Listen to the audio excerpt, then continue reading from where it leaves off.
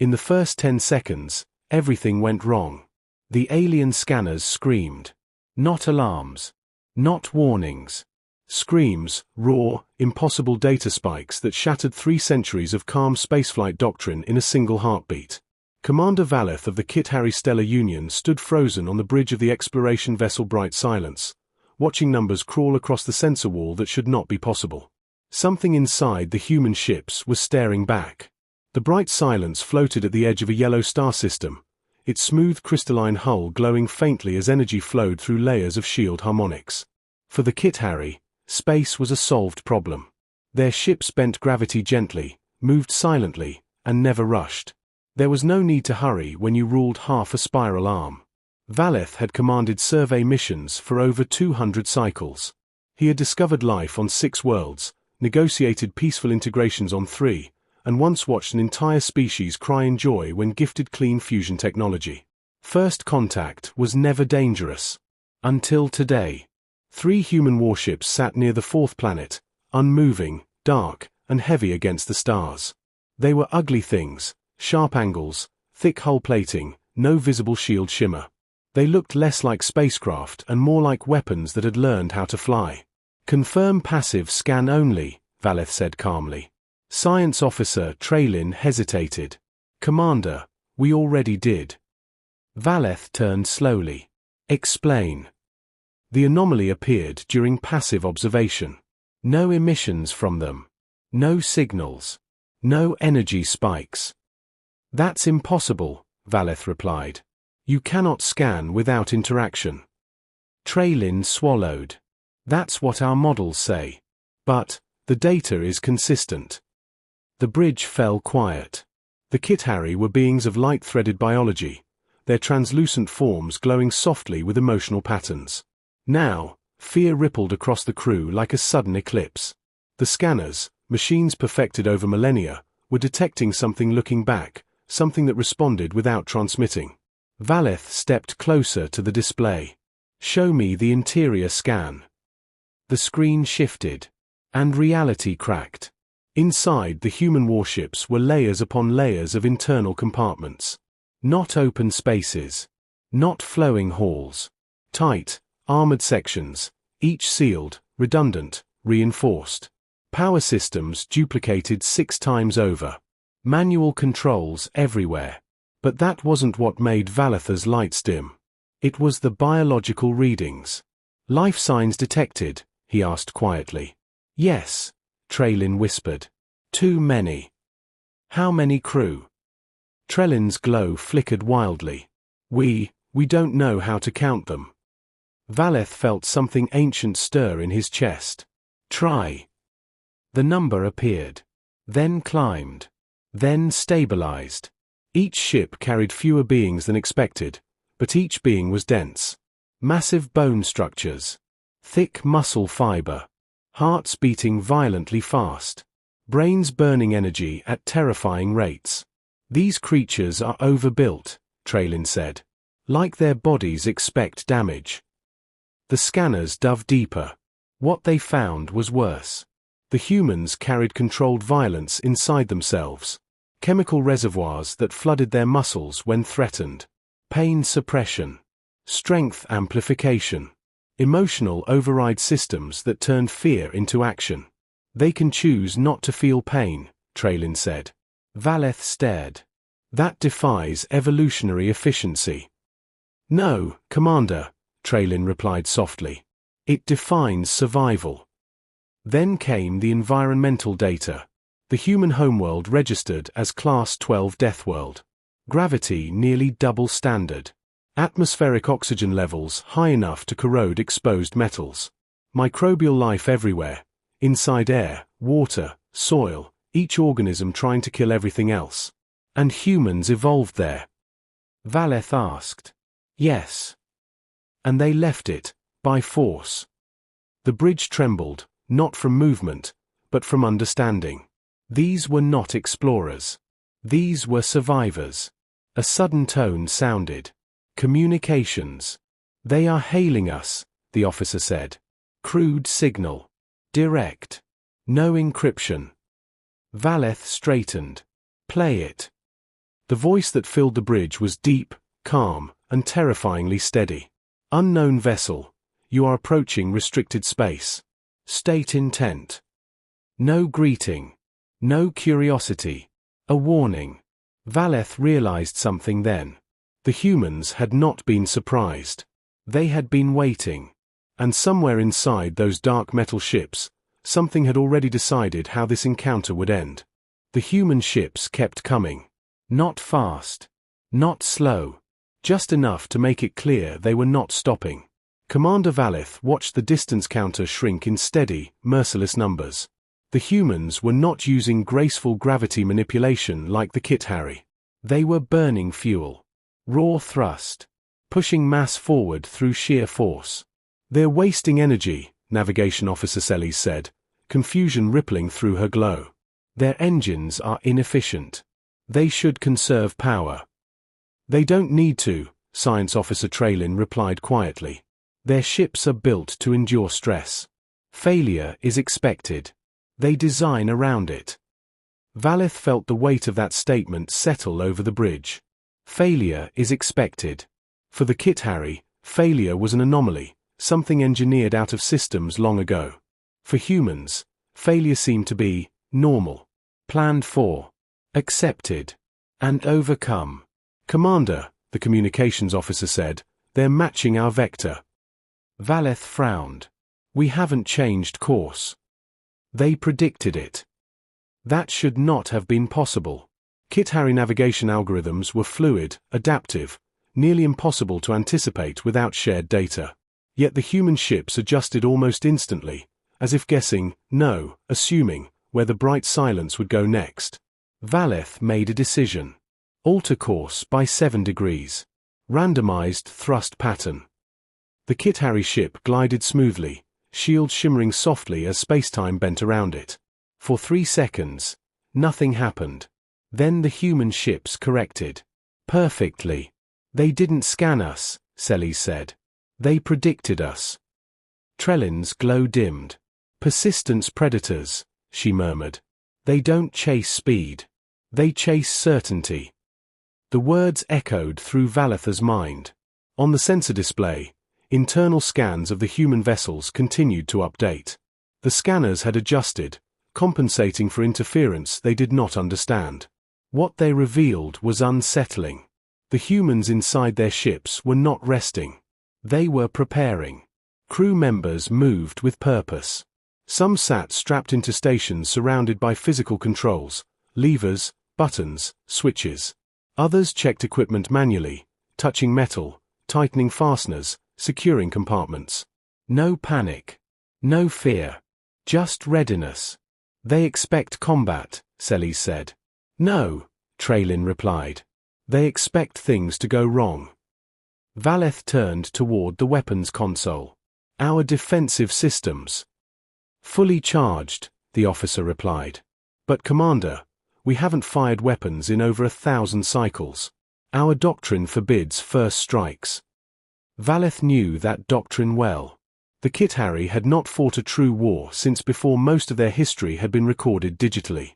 Conflicts were solved with negotiation, resource sharing, or, if needed, quiet technological superiority. But these humans did not behave like a species waiting to be impressed. They behaved like a species waiting to survive. Another transmission arrived. This time, the translation matrix worked faster. You are approaching a human defense patrol, the voice said. We are not hostile. But we are armed. Adjust course or state purpose. Valeth felt something tighten inside him. They were offering a choice. Not surrender. Not submission. Boundaries. We should respond, the communications officer said. Explain we are explorers. Yes, Valeth agreed. Send peaceful intent. Share star charts. Offer cooperation. The message went out, layered with mathematical constants, symbolic gestures, and translated intent markers refined over centuries of first contact experience. The humans replied almost instantly. We received your message, the voice said. Maintain current distance. No sudden maneuvers. No warmth. No curiosity. Just control. Traylin leaned closer to her console. Commander, I'm detecting something else. Valeth turned. Explain. Their ships are running internal simulations. Millions of them. Combat scenarios. Damage models. Failure cascades. Celes stared. They're simulating fighting us. Yes, Traylin said. And themselves. And environmental hazards. And unknown variables. How many outcomes? Traylin hesitated. All of them. Valeth understood then why the scanners had screamed. The terror was not just biological. It was conceptual. Humans did not seek certainty. They prepared for uncertainty. The scans dug deeper, past engines, past armor, past crew, into something more abstract. Human culture. Fragments of intercepted data spilled across Trellin's display. Visual records. Stories. Historical references. The Kit-Harry translation system struggled but adapted. Images appeared on the main screen. Humans standing against storms. Humans digging through ruins. Humans carrying wounded companions while injured themselves. Humans facing machines, beasts, disasters far larger than them, and advancing anyway.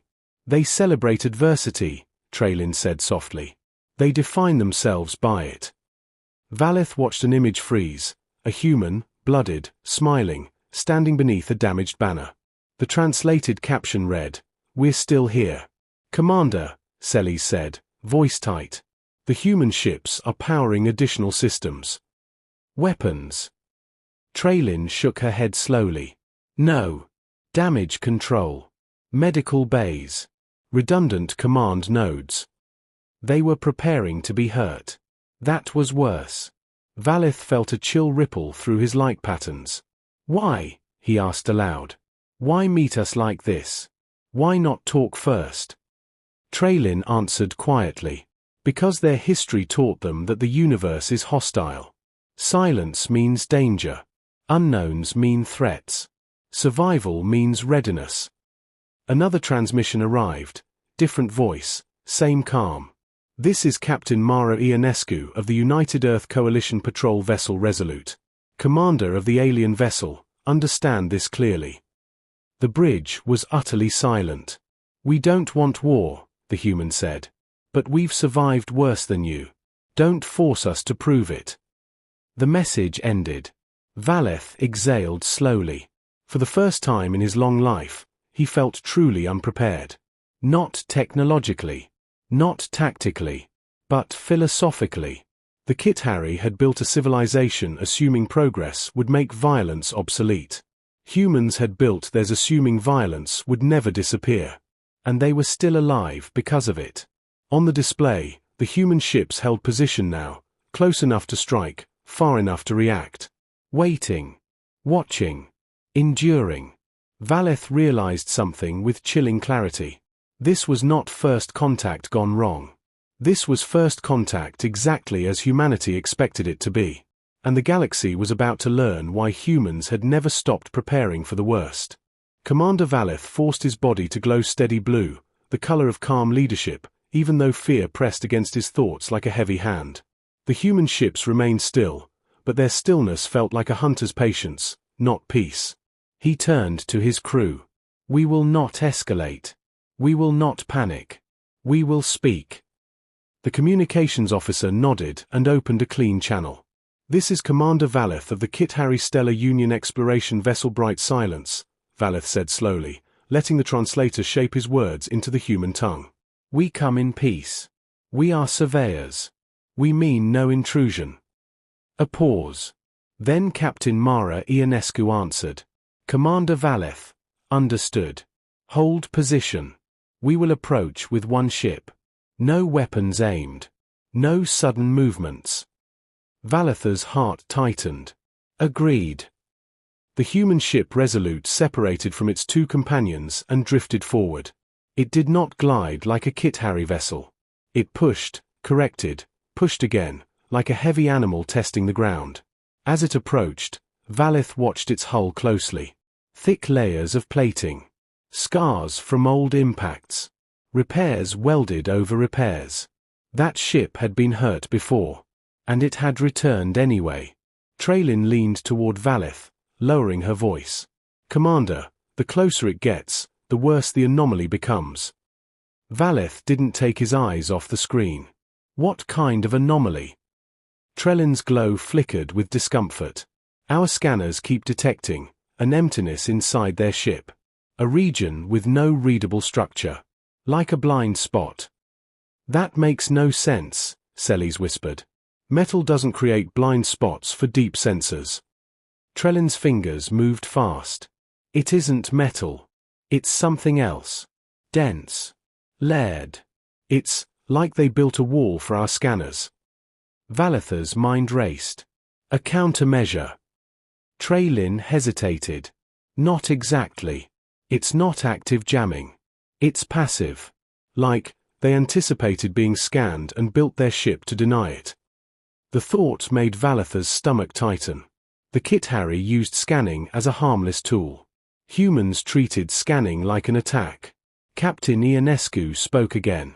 Commander Valeth, we're sending a small craft. Unarmed. 2 personnel. You will do the same.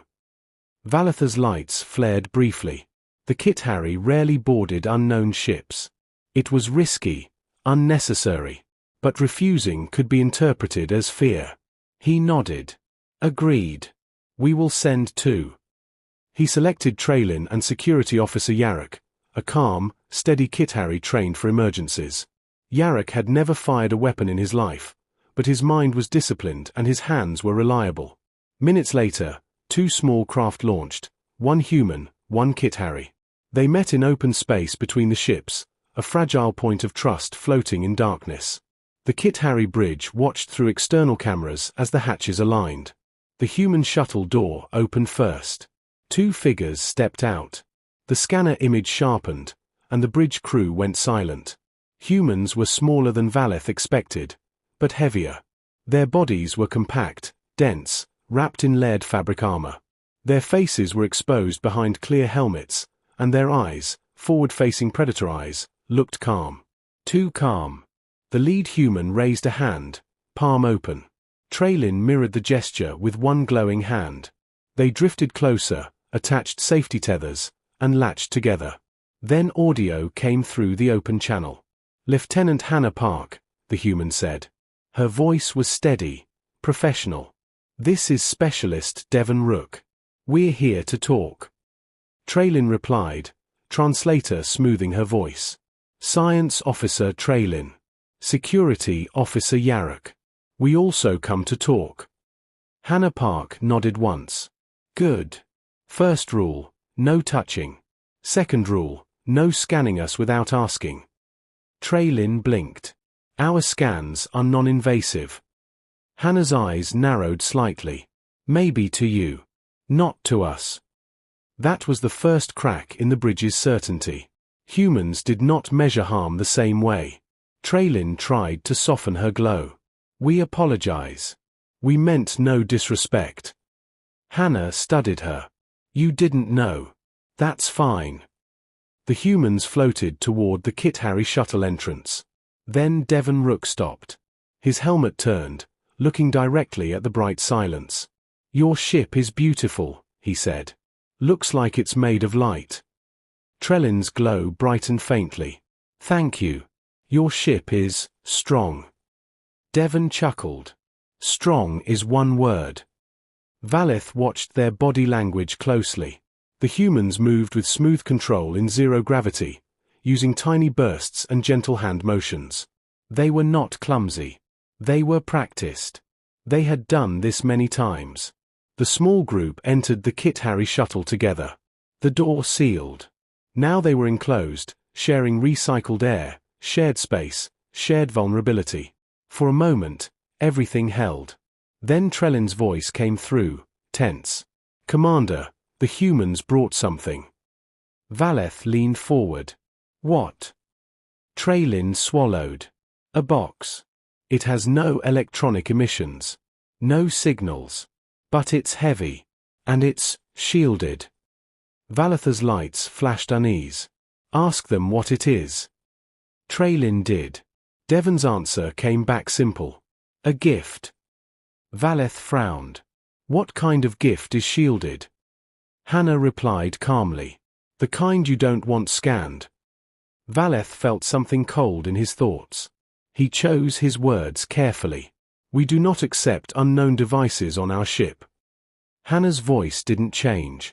Then we won't bring it onto your ship. We'll open it right here.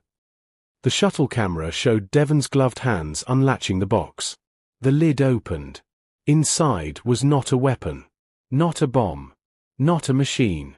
It was a small object, soft and folded. Devon lifted it carefully and unfolded it. A piece of cloth. A flag. The translator struggled with the symbols printed on it, but the meaning was clear even without translation. A mark of identity. Hannah spoke gently. This is an old tradition for us. A peace token. It means, you are under our protection while you're in our space. Valetha's lights flickered in surprise. Protection. The Kithari had expected demands. Threats. Fear. Instead, the humans offered protection, on their terms. Trellin's voice softened. That is, generous. Devon nodded. It's also practical. Valetha's glow dimmed again. Practical. Humans always returned to practicality. Hannah leaned closer, her eyes serious. Commander Valeth, we need to tell you something before it becomes a problem. Valetha's voice tightened. Tell me. Hannah spoke with the calm tone of someone delivering bad news they already accepted. Our scanners detected your ship's drive signature the moment you entered the system. Valeth stiffened. Your scanners are primitive. That should not be possible. Devon shrugged. Primitive doesn't mean useless. It means simple. Hard to break. Hannah continued. We've been watching. And we know you're not here to attack. Valeth exhaled slowly. Then why the warnings? Hannah's answer was quiet but sharp. Because we're not the only humans out here. The bridge went still. Trellin's glow flickered. What do you mean? Devon's voice turned darker. Some human groups don't follow the coalition. Some are desperate. Some are angry. Some are pirates. Valeth felt his chest tighten. Pirates? In space? Hannah nodded. Yes. And they've been hunting anything with advanced tech. If they see your ship, they'll want it. Valetha's mind raced.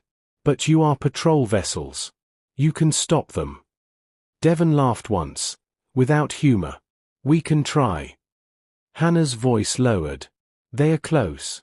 We detected them before you arrived. We were already moving to intercept. Then you showed up.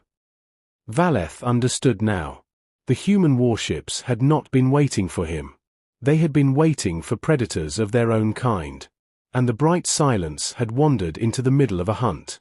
On the sensor wall, Trellin's anomaly warning spiked again. Selly's called out, panic flashing red through her glow. Commander! New ships emerging from the outer belt. Valeth turned sharply. The screen filled with 5 ugly silhouettes, human designs, but different. Rougher. More weapons ports. No clear markings. They accelerated hard, reckless, directly toward the Kithari vessel.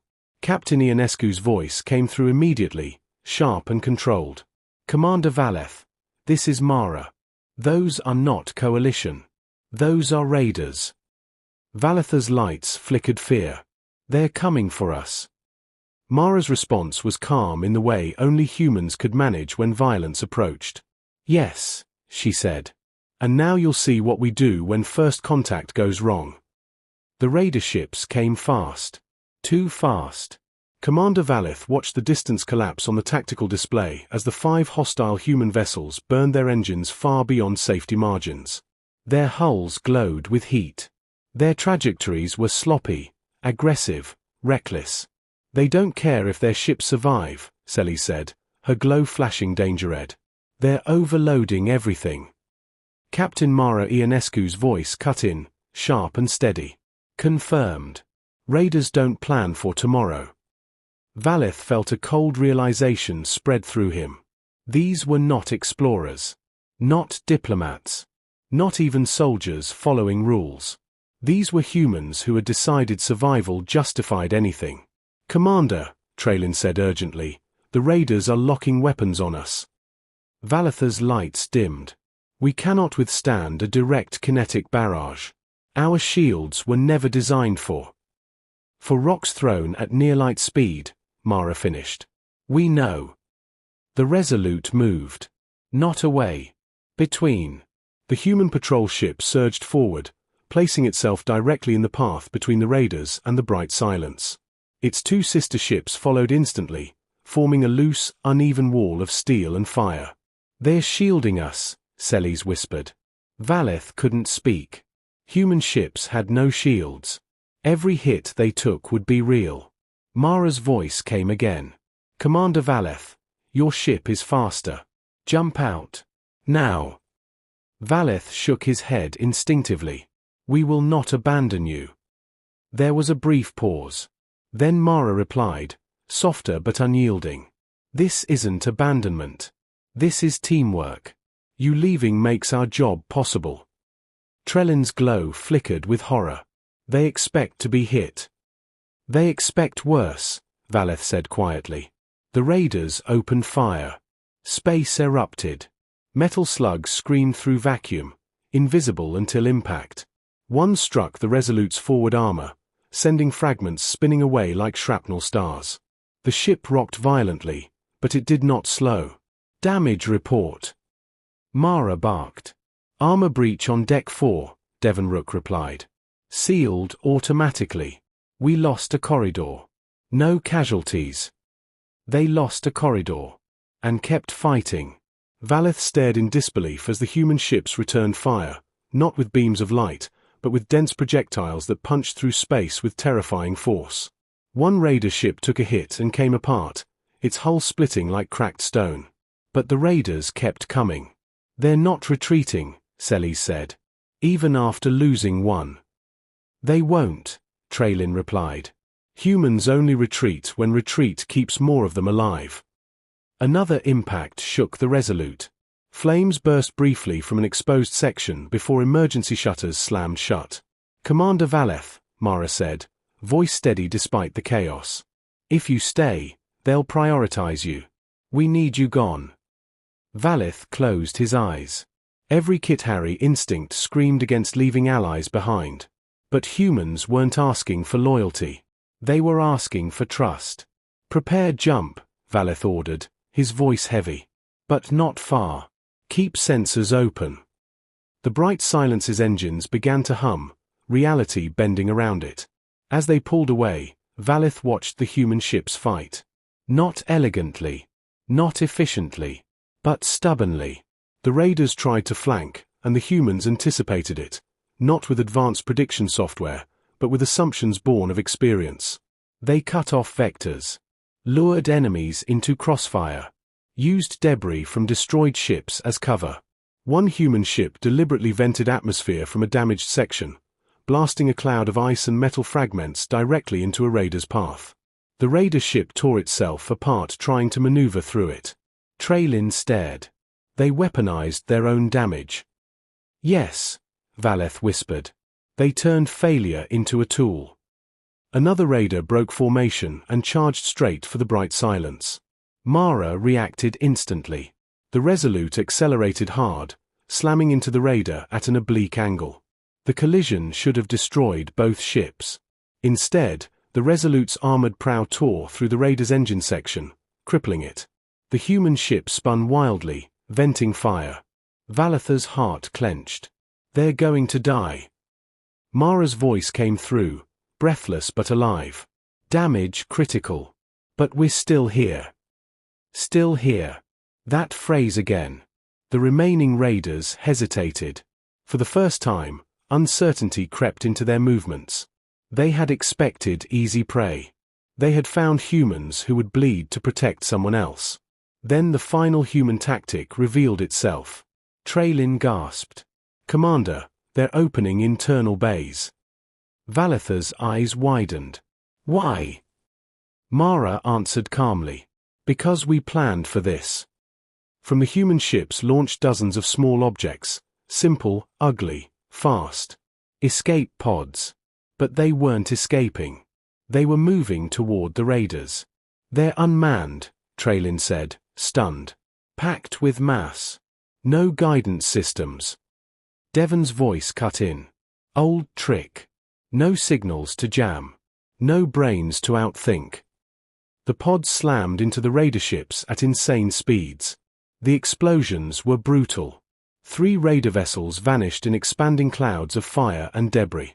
The last raider turned and ran. The humans did not pursue. Silence returned to space, broken only by drifting wreckage and the slow spin of damaged ships. Valeth felt something inside him break, and reform. The humans had won. Not because they were stronger. Not because they were more advanced. But because they had planned to lose parts of themselves and survive anyway. Mara's voice came again, tired but steady. Commander Valeth, welcome to human space. The wreckage drifted slowly through space. Broken hulls, twisted metal, frozen clouds of vapor, silent proof of a battle that should never have happened during first contact.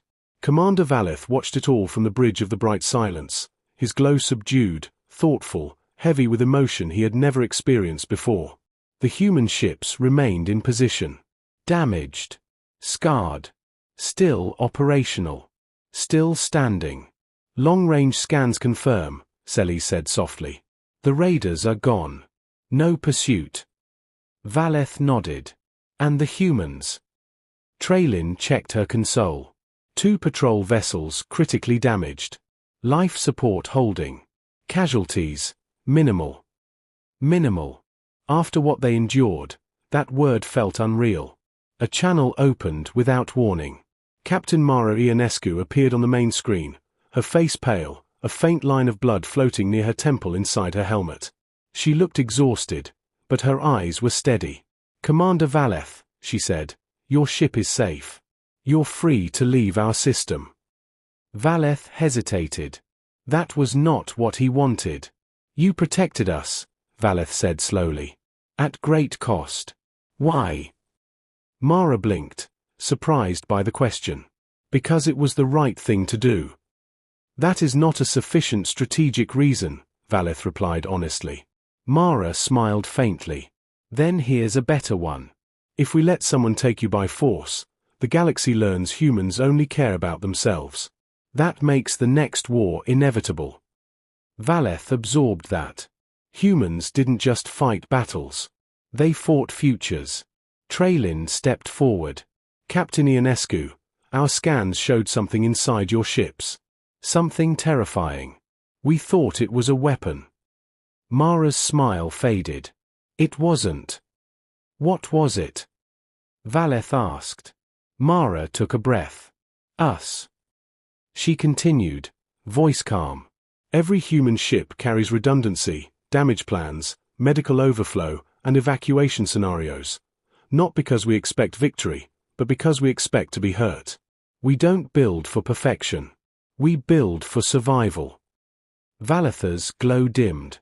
Your species terrifies my people. Mara nodded once. That's fair. But you also protected us, Valeth continued. You treated us as something worth defending. That's also fair, Mara said. Silence stretched between them, not hostile, not tense. Thoughtful. Valeth made a decision that would echo across the galaxy. Captain Ionescu, he said, I will submit a full report to the Kithari Stellar Union. Not just of this encounter, but of humanity. Mara raised an eyebrow. And I will recommend, Valeth said carefully, that humanity not be approached as a species to guide, but as a species to respect. Mara let out a quiet breath. That might be the nicest thing anyone's ever said about us. Valeth wasn't finished. The Union will be afraid, he added. Your biology, your history, your methods. Some will argue for isolation, others for preemptive control. Mara's eyes hardened slightly. And you? Valetha's glow shifted, bright, resolute. I will argue that any species willing to bleed to protect strangers is not our enemy, he said. And that any civilization that survives by planning for failure may be exactly what this galaxy needs. Traylin looked at him in surprise. Celisa's glow brightened with pride. Mara studied Valeth for a long moment. Then she nodded. Commander Valeth, she said, if your people choose peace, we'll meet you halfway. If they choose fear, we'll still stand our ground. Valeth believed her. Because he had seen humans do exactly that. The human ships began emergency repairs, crews sealing breaches, rerouting power, carrying wounded comrades with quiet determination. No celebration. No boasting. Just work. Just survival. As the bright silence prepared to depart, Traylin spoke quietly. Commander, our historical models were wrong. Valeth agreed. Yes. They assumed progress makes danger disappear. He watched the human ships one last time. Humans know better, he said. They assume danger never leaves.